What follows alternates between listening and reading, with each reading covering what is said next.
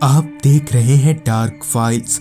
Dark files की आज की इस कहानी में आगे बढ़ने से पहले अगर आपने अभी तक हमारे चैनल को सब्सक्राइब नहीं किया है तो कर लें और ऐसी ही और वीडियोस के लिए देखें अनहोनी। चैनल की लिंक आपको नीचे डिस्क्रिप्शन बॉक्स में मिल जाएगी। कार अपनी पूरी रफ्तार में कोयम्बटूर हाईवे पर आगे बढ़े जा रही थी। कार की पिछली सीट पर बैठा मैं टाइम पास करने के लिए फ़ोन यूज कर रहा था। सूरज की रोशनी भी धीमी पड़ने लगी थी, मतलब कि अब अंधेरा होने को था। दरअसल मैं किसी ज़रूरी काम के सिलसिले से एक गांव जा रहा हूं। अभी कार चल ही रही थी कि अचानक ही ड्राइवर ने गाड़ी रोक दी, जिस पर मैंने कहा, क्या हुआ, गाड़ी क्यों रोका तुमने?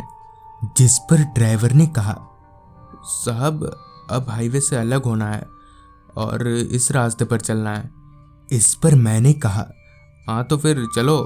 जिस पर ड्राइवर ने अपने माथे का पसीना पोंछते हुए कहा, पर साहब ये रास्ता। ये बोलते हुए ड्राइवर ने गाड़ी को हाईवे से अलग उस रास्ते की तरफ मोड़ लिया। बड़ा ही वीरान रास्ता था, ना तो कोई इंसान और ना ही हमारे अलावा कोई गाड़ी नजर आ रही थी, जबकि अभी उतना वक्त भी नहीं हुआ था कि रोड इस तरह से खाली हो। ऊपर से वो रोड घने जंगलों से घिरा पड़ा था, जिस वजह से रास्ते पर लाइट का एक खंभा तलक नहीं था। कार की हेडलाइट और चांद की धुंधली रोशनी के सहारे ही आसपास की चीजें दिखाई पड़ रही थीं, वरना उस रास्ते पर गुप्त अंधेरे ने अपना घर बना रखा था। खामोशी को चीरती हुई हमारी कार अभी आगे बढ़ ही रही थी कि तभी गाड़ी झटका खाने लगी। गाड़ी के तेज झटकों से मैं आगे की तरफ झुकने लगा।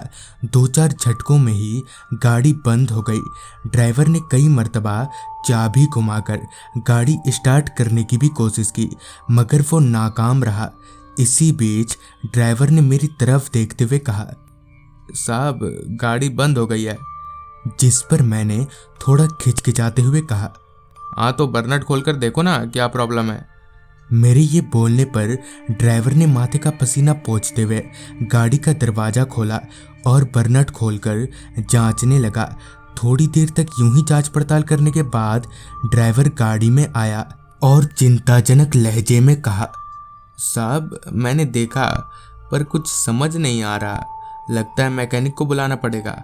आप गाड़ी में ही रहना, मैं देखता हूँ, किसी मैकेनिक को लेकर आता हूँ। और ये बोलकर ड्राइवर वहां से चला गया। ड्राइवर के वहां से जाते ही मैंने कार के चारों दरवाजे लॉक किए और सीट पर बैठे बैठे ही झपकियां लेने लगा। क्योंकि मैं काफ़ी देर से सफ़र कर रहा था, इसलिए थकान की वजह से मेरी आंखें बंद हो रही थी। अभी मैं झपकियां ले ही रहा था कि मुझे गाड़ी के पीछे की तरफ से आवाज़ आई, जैसे किसी ने गाड़ी में कुछ मारा हो। मैं तुरंत ही गाड़ी से बाहर निकला और पीछे की तरफ गया तो वहाँ ना तो कोई इंसान था और ना ही कोई जानवर। तो फिर वो आवाज़ थी क्या, ये सोचते हुए मैं वापस गाड़ी के आगे की तरफ बढ़ने लगा। मैं जैसे ही ड्राइविंग सीट के पास पहुंचा तो पाया कि वहां एक बूढ़ा आदमी खड़ा है।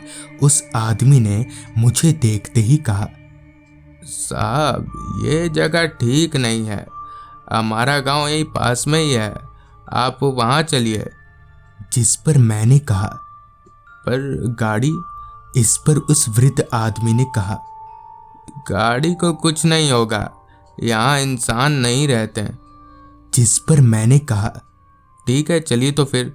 मेरे ये बोलते ही उस बुजुर्ग ने मेरा हाथ पकड़ा और रोड के किनारे जंगलों की तरफ ले जाने लगा।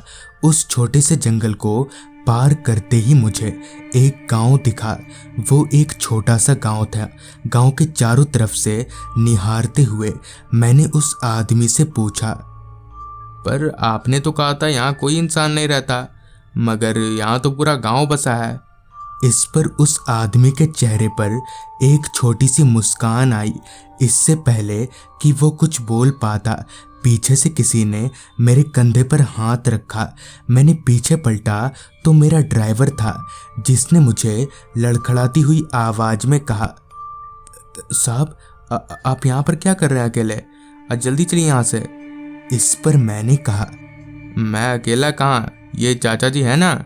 ये बोलते हुए मैंने जैसे ही उन चाचा जी की तरफ पलटा तो मेरे होश उड़ गए।